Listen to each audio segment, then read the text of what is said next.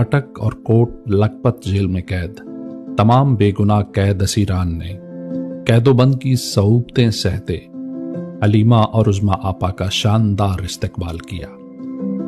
آج جب دونوں بہنیں بخشی خانے ورکرز کی حوصلہ افزائی کے لیے گئیں تو کارکنان نے عمران خان زندہ باد کے نعرے لگائے اور پیغام دیا کہ ہم ڈٹے ہوئے ہیں۔ ان میں سے ایک انصاف ٹائیگر نے کپتان کے نام کا خط بھی لکھ دیا، ایاک نعبد و ایاک نستعین۔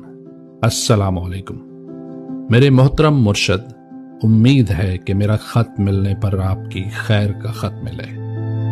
میں عبداللہ حسن شریف ہوں، میرا تعلق قصور سے ہے۔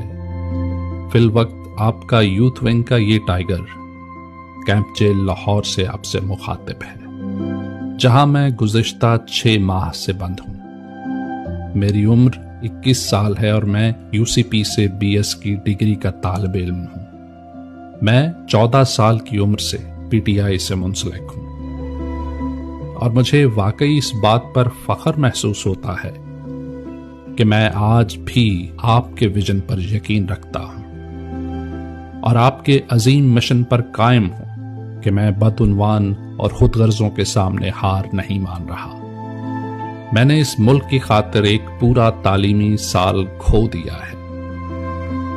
اس دوران میں نے اپنی صحت، خاندان، اپنے تعلیمی کیریئر پر سمجھوتا کیا ہے اور میں آج بھی ایک کلمے لا الہ الا اللہ کے ساتھ کھڑا ہوں، جو کہ میرا ایمان ہے۔